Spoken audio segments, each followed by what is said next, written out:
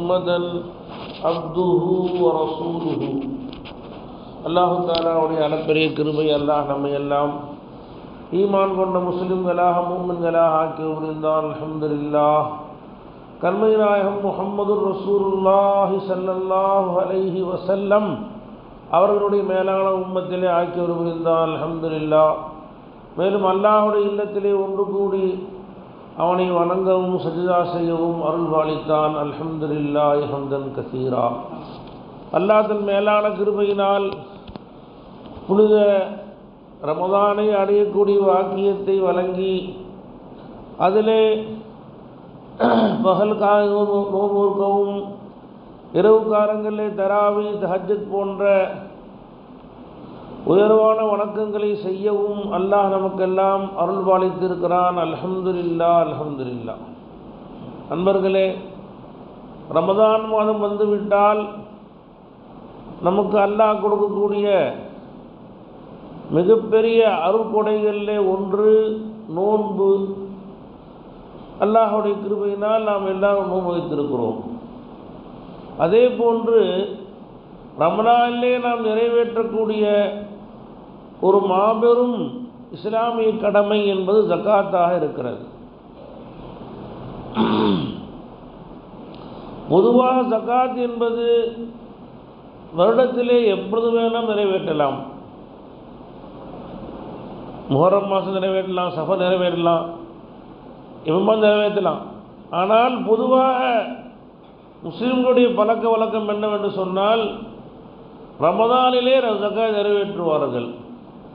காரணம் என்னவென்று சொன்னால் ரமதானிலே அல்லாஹ் 1க்கு 70 தருகிறான். ஒரு ஃபர்லான காரியம் செய்தால் 70 நன்மை இருக்கிறது. எனவே ரமதானிலே நீ ₹1 ஜகாத்து கொடுத்தால் மற்ற மாதங்களிலே ₹70 கொடுத்து போன்ற நன்மை கிடைக்கும் என்பதற்காக வேண்டி பொதுவாக இஸ்லாமியர்கள் ஜகாத்தை ரமலானிலே கொடுக்கிறார்கள். சட்டம் என்னவென்று சொன்னால் எப்பொழுது நம்ம கையிலே காசு வந்ததோ அப்பொழுது கரெக்டாக ஒரு வருஷம். உதாரணமாக முஹர்ரம் மாதம் 1ஆம் தேதி எனக்கு கையில் நிசாபுடைய அளவு காசு வந்துச்சுன்னு சொன்னால், நிசாப்னா என்ன? இஸ்லாத்தில் இத்தனை ரூபா உன் கையில் வந்த உடனே ஜகாத்து கடமையாகும் என்று சட்டம் இருக்கிறது. தங்கமாக இருந்தால் 10.5 பவுன் நகை, வெள்ளியாக இருந்தால் 612 கிராம் வெள்ளி, அல்லது அதனுடைய கிரயம் அளவுக்கு மதிப்பளவு இருக்குது. ஒரு கிராம் தற்சமயம் இன்றைய ரேட், வெள்ளியின் ரேட் 1 கிராம் ₹195 என்று வைத்தால் அப்பொழுது 612 கிராம் என்பது கிட்டத்தட்ட 1,80,000 ஆச்சு. 1,80,000 கிட்டத்தட்ட யாரிடத்திலே இருக்கிறதோ பணமாகவோ வியாபார சரக்காகவோ நகையாகவோ யாரிடத்தில் இருக்கிறதோ அவர்கள் ஜகாத் கொடுப்பது கட்டாய கடமை. நமக்கு எப்போ காசு வந்துச்சோ அப்போ இருந்து ஒரு வருஷம் கண்டிப்பாக கொடுத்தாங்க. நம்ம கையில் முஹர்ரம் மாதம் 1ஆம் தேதி காசு வந்துச்சு, ரம்ஜானுக்கு பிற்படுத்தக்கூடாது, ரம்ஜானுக்கு பிற்படுத்தக்கூடாது, கரெக்டாக ஒரு வருஷம் ஆனே கொடுத்துடணும்.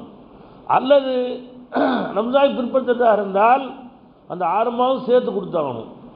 அன்பர்களே, ரமலானிலே மட்டும் கடமை அல்ல, நம் கையில் வாங்கி வந்ததிலிருந்து ஜகாத் கடமையாக ஆகிறது.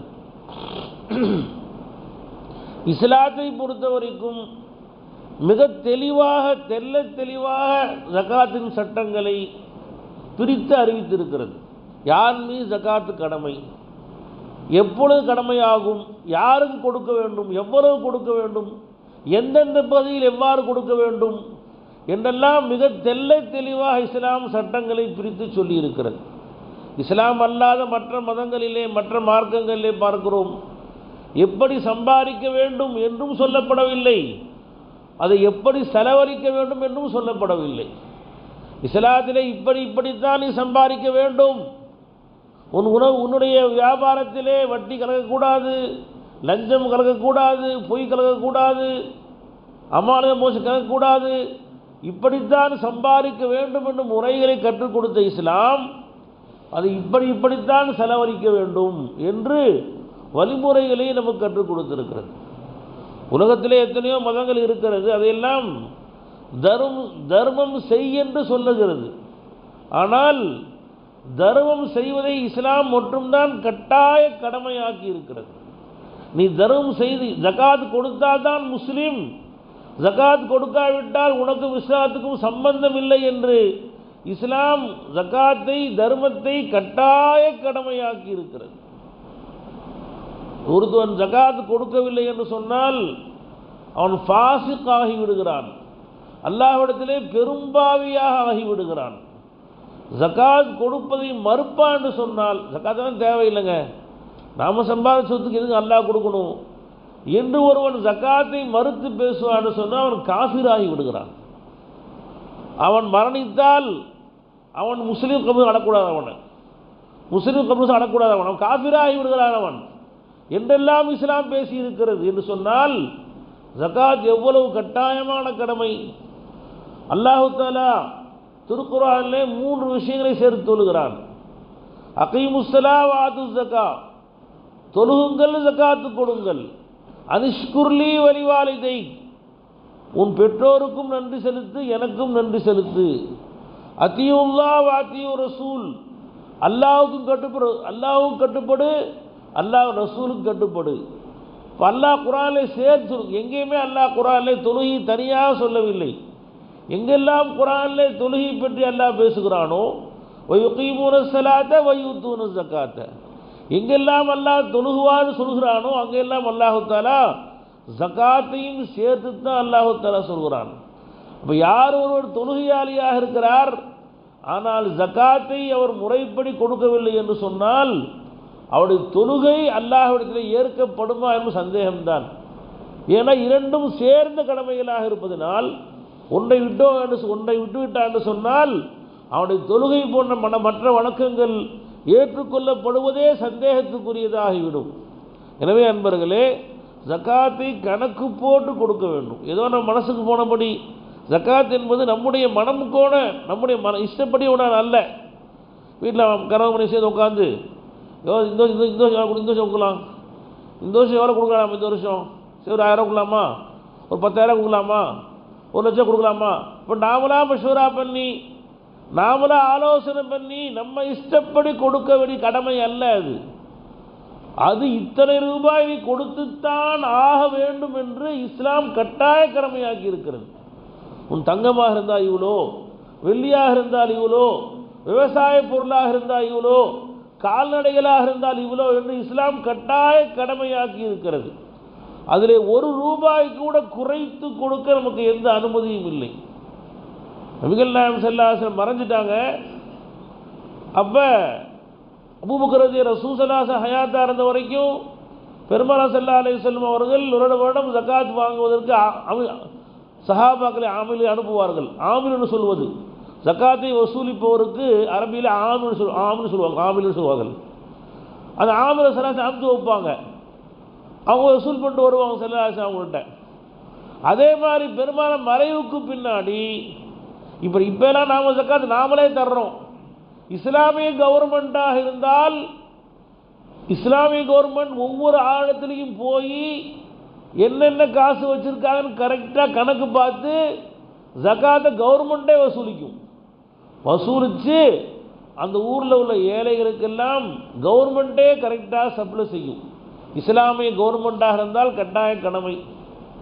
ஹஜ்ரத் உமர் ரலியல்லாஹு அன்ஹு ஆட்சி காலத்திலே யமன் தேசத்திற்கு ஹஜ்ரத் அம்ர் பின் ஆஸ் ரலியல்லாஹு அவர்களை கவர்னர் அமைத்திருக்கிறார்கள். அம்ர் பின் ஆஸ் ரலியல்லாஹு தஆலா அந்த யமன் தேசத்திலே உள்ள மக்கள் ஜகாத்தை வசூலித்து அவர்கள் கொடுக்கலாம் என்று சென்றால் அதை வாங்குவதற்கு தகுதியான யாருமே யமனிலே இல்லை. உடனே அவர்கள் அந்த காசை எல்லாம் மதீனாவிற்கு அனுப்பி வைக்கிறார் உமர் ரலியல்லாஹு இடத்திலே. உமர் நாயகம் சொல்கிறாங்க, உங்கள் ஊரில் வசூலான ஜகாத்தை உங்கள் ஊரில் செலவழிக்கல, ஏன் கொடுங்க, இங்கேயே அனுப்பி வைக்கிறீங்கன்னு கேட்டாங்க. அபூ ஆஸ் ரலியல்லாஹு சொன்னாங்க, எங்கள் ஊரில் ஜகாத்து வாங்க தகுதியாக யாருமே இல்லை என்று சொல்லி காமிச்சாங்க. இப்போ ஜகாத்தை முறைப்படி வருடாவடம் கொடுக்கப்பட்டு விட்டால் ஊரிலே ஏழைகளே இருக்க மாட்டார்கள். ஒவ்வொரு பணக்காரனும் தன்னுடைய பணத்திற்கு கரெக்டாக கணக்கு போட்டு 40 லட்சம் இருந்தால் 1 லட்சம், 40 கோடி இருந்தால் 1 கோடி கரெக்டாக கொடுத்து விட்டால் முஸ்லீம்களில் யாரும் ஏழைகளே இருக்க மாட்டார்கள். ஏன்னா ஜகாத்துடைய காசை காஃபிர் கொடுக்க முடியாது, முஸ்லீம்களுக்கு தான் கொடுக்க முடியும். காஃபிர்களுக்கு மேல் மிச்சமாக தர்மம் செய்யலாம், சதகா வேணா செய்யலாம். ஜகாத்துடைய காசை காஃபிருக்கு கொடுத்தா செல்லாது, ஜகாத்தே செல்லாமல் போயிடும். முஸ்லீம்கள் தன் ஊரில் உள்ள முஸ்லீம்களுக்கு முறைப்படி ஜகாத்தை கணக்கிட்டு கொடுத்தால் அந்த ஊரில் ஏழைகளே இருக்க மாட்டார்கள். அப்போ நம்ம ஊரில் சில பேர் ஏழை இருக்கிறாங்க, முடியாதவங்க இருக்கிறாங்க, எத்தனையோ பேர் குடிசையில் வசிக்கிறாங்க, அன்றாட உணவுக்கு இல்லாமல் கஷ்டப்படுறாங்க, வட்டி கட்டி கஷ்டப்படுறாங்க என்றெல்லாம் சொன்னால் என்ன காரணம்? அவங்களுக்கு போக வேண்டிய காசை அந்த பணக்காரர்கள் அமுக்கி வச்சிருக்கிறாங்க, கொடுக்காம மறைச்சி வச்சிருக்கிறாங்க. அதனால தான் அவங்க கஷ்டப்படுறாங்க. அன்பர்களே, ஜகாத் என்பது ஏதோ நாமளாக இறக்கப்பட்டு தர்றது அல்ல. இறக்கப்பட்டு கொடுப்பா, ஏழை வர்றான் ஒன்றும் இல்லாமல் இருக்கான், சரி கொடுப்பா, இறக்கப்பட்டு கொடுப்பா. இது இறக்கப்பட்டு கொடுக்கறதுல ஜகாத்துங்கிறது அது கட்டாய நீ கொடுத்தே ஆகணும். உன் காசு இல்லை, அவன் காசு, அது ஏழையுடைய காசு. அது அல்லாஹ் சொல்றான் குர்ஆன்ல, வஃபி அம்வாலிஹிம் ஹக்குன் லிஸ்ஸாயிலி வல் மஹ்ரூம். நிச்சயமா உம்முடைய பொருட்களிலே, அல்லாஹ் உமக்கு கொடுத்த காசு பணங்களிலே கேட்டு வரக்கூடிய ஏழைகளுக்கும் கேட்காமல் வீட்டிலே பத்தினித்தனமாக இருக்கக்கூடிய அப்படிப்பட்ட ஏழைகளுக்கும் உன்னுடைய பொருளிலே பங்கு இருக்கு என்று அல்லாஹ் சொல்றான், உரிமை இருக்குன்னு சொல்றான் அல்லாஹ் தஆலா. உனக்கு நான் கொடுத்த காசு உனக்கு மட்டும் கொடுத்தது அல்ல, அது எத்தனையோ ஏழைகள் பத்தினியா வீட்டில் யாரும் கேட்காம இருக்கக்கூடியவர்கள், இவர்களுக்கும் நீ தேடி சென்று கொடுப்பது உண்மையில் கட்டாய கடமை என்று சொல்றான் அல்லாஹ் தஆலா. கவர்மெண்ட்ல வரி போடுறான், வருமான வரி, இன்கம் டேக்ஸ், அந்த வரி, இன்கம் டேக்ஸ், லேபர் டேக்ஸ், எல்லா வரியும் போடுறான். அவனா வந்து வீட்டில் வந்து வாங்கிட்டு போறான், அவன் வந்து வீட்டில் வந்து வாங்கிட்டு போறானா? இவன் போய் கியூன்னு கட்டுறான், போய் சொத்து வரி போய் கட்டுறான், போய் கியூ நிற்கிறான், அரை மணி நேரம் கியூவில் நின்று சொத்து வரி கட்டுறான். 1 மணி நேரம் இன்கம் டேக்ஸ் போனால் எல்லா ஆடிட்டிங் பண்ணிக்கிட்டு, எல்லா ஆடிட்டரையும் தூக்கிட்டு, ஃபைலையும் தூக்கிட்டு அவன் என்ன பயந்துக்கிட்டே போய் அங்கே போய் நின்று ஒரு நாள் ஃபுல்லாக காற்று கிடந்து இன்கம் டேக்ஸ் கட்டுறான். அப்போ இவன் என்ன பயப்படுறான்? இன்கம் டேக்ஸ் கட்டல அப்படின்னா அடுத்து பிடி வரும், அடுத்து ரைடு வரும், அடுத்து ஏதாவது சம்மன் வரும், பயப்படுறான். துனியாவுடைய கவர்மெண்ட்டுக்கு பயப்படுறான். ஆனால் இது கவர்மெண்ட், அல்லாஹ்வுடைய கவர்மெண்ட். நீ உன் சொத்துல ஏழைகளுக்கு பங்கு இருக்கு, அல்லாஹ் குர்ஆன்ல சொல்றான். உன் சொத்து மட்டும் இல்லைன்ட்டா அல்லாஹ் தஆலா, முறைப்படி பங்கு வச்சு கொடுத்துடு. கொடுத்துட்டா மற்றதுக்கு பாதுகாப்புங்கிறான் அல்லாஹ் தஆலா. அல்லாஹ் சொல்றான் குர்ஆன்ல, குஸ் மின் அம்வாலிஹிம் சதகத்தன் துதஹிருஹும் வ துஸக்கீஹிம் பிஹா வஸல்லி அலைஹிம். நபி, அவர்களுடைய காசு பணங்களில் இருந்து உரிய பங்குகளை நீங்கள் கேட்டு வாங்குங்கள். குதுன்னு சொன்ன அரபியில் பறிக்கிறது சொல்றது, பறிச்சிருங்க அவங்கள்ட்ட இருந்து. அவங்கள வாங்கியிருக்கிறீங்க, இப்படி வாங்கினா அல்லாஹ் சொல்றான் அது அவர்களை பரிசுத்தப்படுத்தும், அவளை தூய்மையாக ஆக்கும். வஸல்லி அலைஹிம், அவன் மீது ஸலவாத்தும் ரஹமத்தும் பரக்கத்தும் உண்டாகும் என்று அல்லாஹ் குர்ஆன்ல சொல்லி காட்டுறான். அப்படி கொடுப்பதுதான் உனக்கு ரஹமத்துன்னு அல்லாஹ் சொல்லி காட்டுறான். நண்பர்களே, அல்லாஹ் தஆலா எங்கேயுமே குர்ஆன்ல நீங்க கொடுப்பா அப்படி கெஞ்சி சொல்லவே இல்லை. அல்லாஹ் தஆலா இறக்கப்படக்கூடிய ஆளை கொடுத்தா நல்லது உனக்கு அப்படின்னு அல்லாஹ் தஆலா குர்ஆன்ல அல்லாஹ் தஆலா கெஞ்சுதல அல்லாஹ் சொல்லவே இல்லை. அல்லாஹ் தஆலா அன்ஃபிகு மிம்மா ரஸக்னாக்கும், நாம் உங்களுக்கு வழங்கியதிலிருந்து செலவழிக்கிறான் அல்லாஹ் தஆலா. உங்க அப்பா வீட்டு சொத்து, அத்தா வீட்டு சொத்து, தாத்தா வீட்டு சொத்தை செலவழின்னு சொல்ல அல்லாஹ் தஆலா. நாம் வழங்கியதிலிருந்து கொடுக்குறான் அல்லாஹ் தஆலா. எதுவெல்லாம் உன் கையில் இருக்குதோ எல்லாம் நான் கொடுத்த பிச்சை, நான் கொடுத்த அருள். அது நீ பிறகு ஒன்றும் கொண்டு வரல, வெறும் கையாக தான் வந்த. எல்லாத்தையும் நான் கொடுத்தது, நான் கொடுத்தது குடியாங்கிறான் அல்லாஹ் தஆலா. கொடுத்தால் மிச்சத்தை நான் பாதுகாப்பேங்கிறான் அல்லாஹ் தஆலா. பண்பர்களே, ஒரு தந்தை குழந்தைகிட்ட ஒரு பாக்கெட் சாகர் வாங்கி கொடுத்துட்றாரு. வாங்கி கொடுத்துட்டு வாப்பா அம்மா குழந்தைகிட்ட, அப்பா ஒரு முட்டாய் கொடுமா அப்படின்னு கெஞ்சி கேட்குறாரு, அன்பா கேட்குறாரு.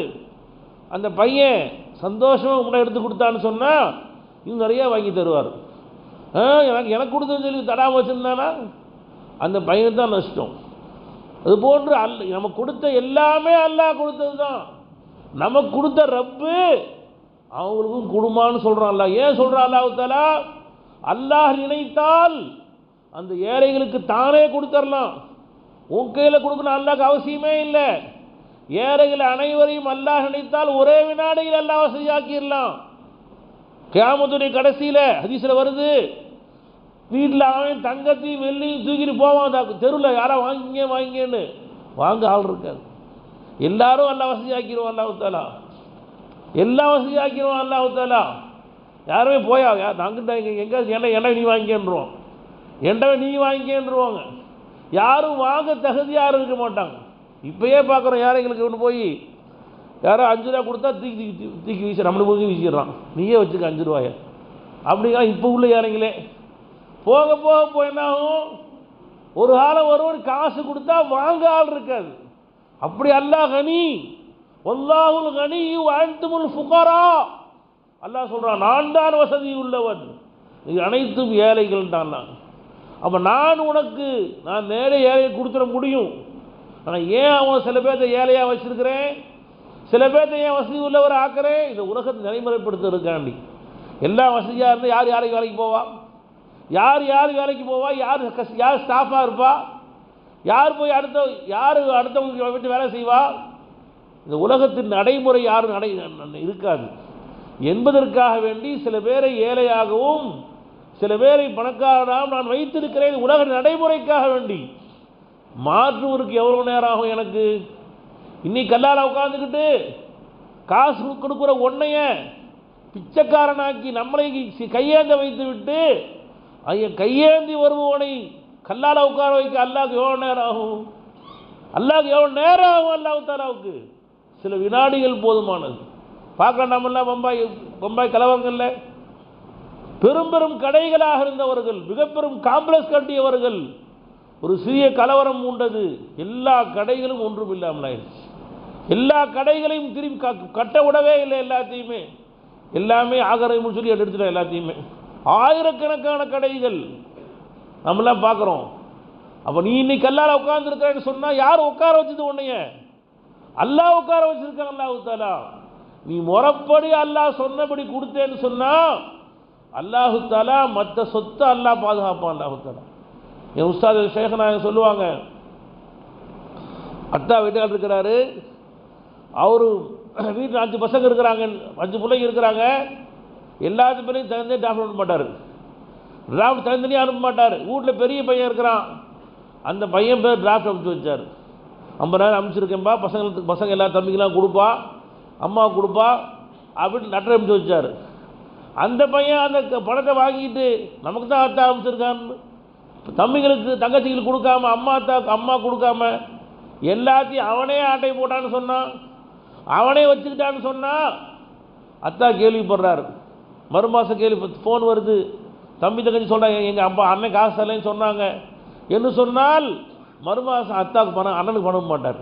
ஏண்டா உனக்கு பெரிய பையன், உனக்கு பணம் அமைச்சா எல்லாத்துக்கும் பிரித்து கொடுப்பேன், உன்னை தம்பிக்கு அண்ணன் தம்பிமார் உன்னை மதிப்பாங்க, உன்னைய தங்கச்சி உன்னை மதிக்கும், அப்படிங்கிறதுக்காண்டி உன்னை கண்ணை கொடுத்து பணம் அமைச்சு வச்சா எல்லாத்தையும் நீயா வச்சுக்கிற என்று சொல்லிட்டு மறுமாதம் அவருக்கு அனுப்ப தனித்தனியாக அமைச்சு வச்சுருவார். அதுபோன்ற அன்பர்களே, நமக்கு ஒரு கண்ணியம் கொடுப்பதற்காக, நம்மை மன்னிப்பதற்காக அல்லாஹ் நம்ம கையில் கொடுக்க சொல்கிறான். அல்லாஹ் கரெக்டாக கொடுத்துரு.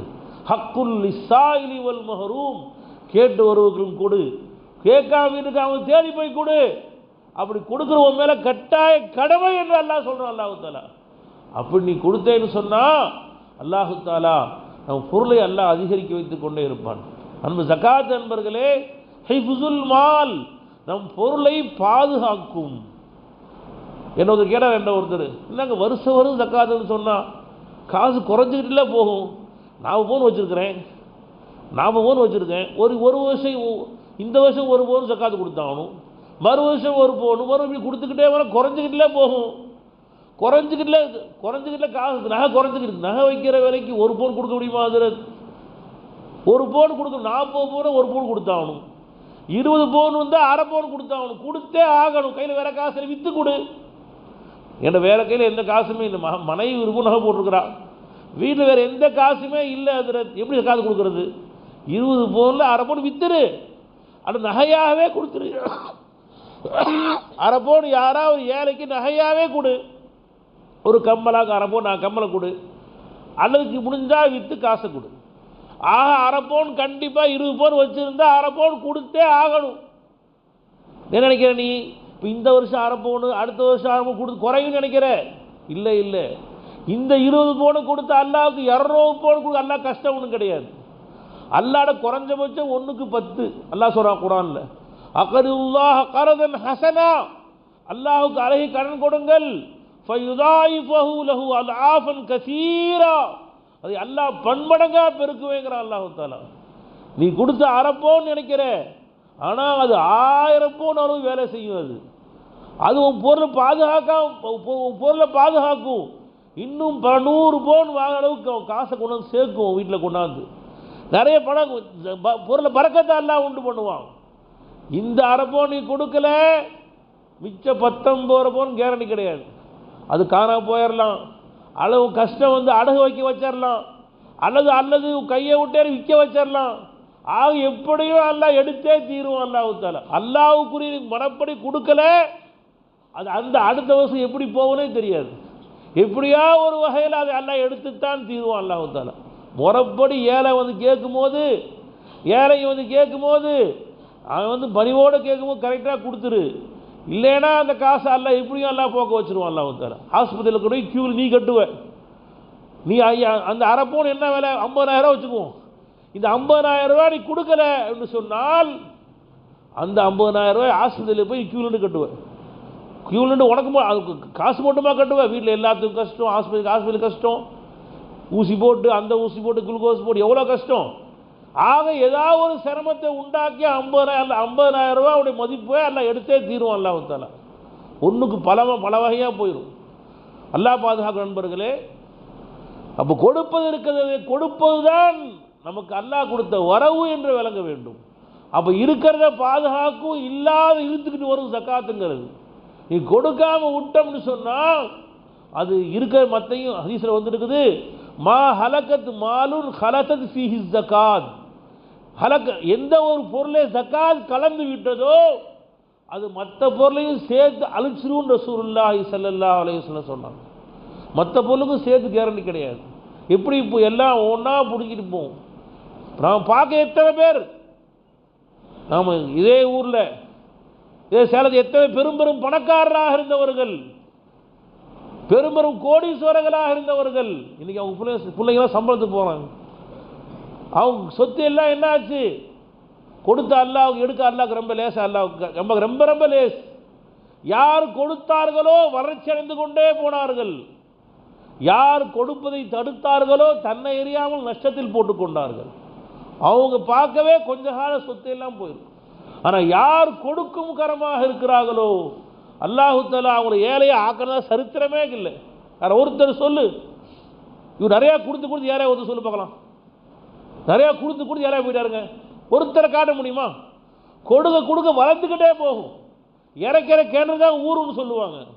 நீ எந்த அளவுக்கு கொடுக்குறையோ அந்த அளவுக்கு அல்லாஹ் உன் சொத்தை அல்லாஹ் பால் மாதிரி பொங்க வைப்பான். அல்லாஹு தஆலா அல்லாஹ் அதிகரிச்சுக்கிட்டே போவான். அல்லாஹு தஆலா உஸ்மான கனி ரலியல்லாஹு அன்ஹு ரசூலுல்லாஹி மருமக புள்ள பெருமானார் ஸல்லல்லாஹு அலைஹி வஸல்லம் எந்த தர்மம் செய்ய சொன்னாலும் முந்தி அவங்க தான் கொடுப்பாங்க.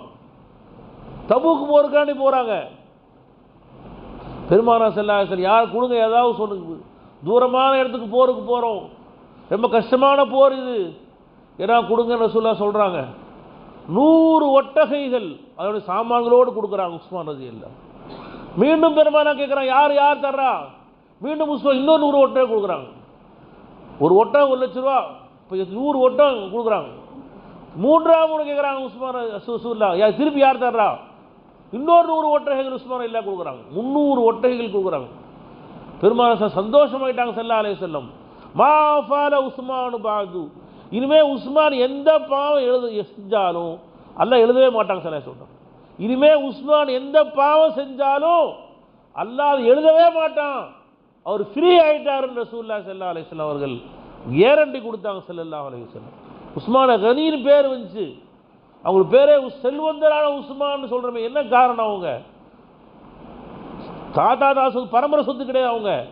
அவங்க கொடுத்தாங்க, அல்லாஹ் கொடுத்தான். அல்லாஹு தஆலா பண்பர்களே, இப்போ நாம் கொடுப்பது தான் அல்லாஹ் எந்த பொருள் ஜகாத்து கொடுக்கப்படவில்லையோ அந்த பொருளை அல்லாஹு தஆலா ஏதாவது ஒரு முறையிலே அல்லாஹ் அழைச்சிடுவான். அல்லாஹு தஆலா அந்த பொருள் ஒன்று திருடப்பட்டு விடலாம், அல்லது நெருப்பால் எரிக்கப்பட்டு விடலாம், அல்லது அரசாங்க ஜப்தியினால் அரசாங்கத்தினால் ரைடு விடப்பட்டு அரசாங்கத்தினால் கைப்பற்றப்பட்டு விடலாம், அல்லது கடுமையான நோய்களின் காரணமாக அல்லாஹ் பாதுகாக்க வேண்டும்.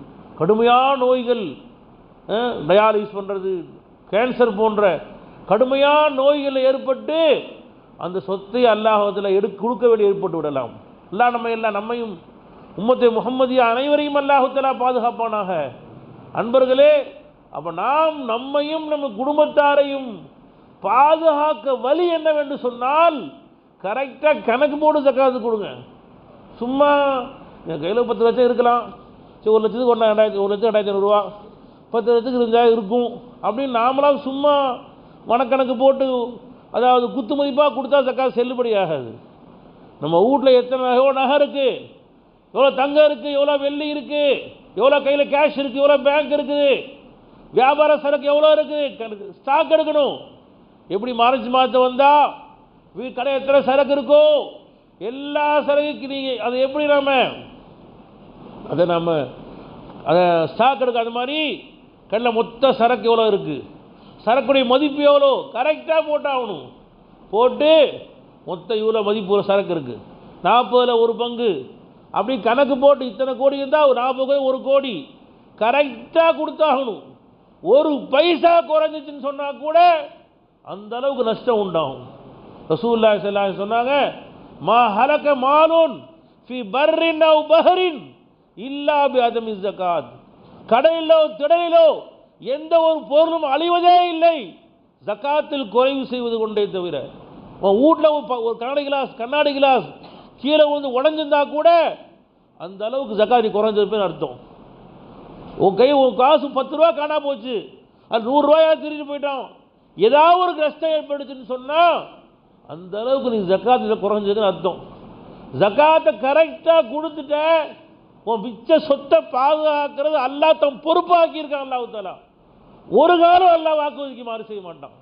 நீ ஏதாவது குறை செஞ்சால் தான் அல்லாஹ் குறை உண்டாகும்.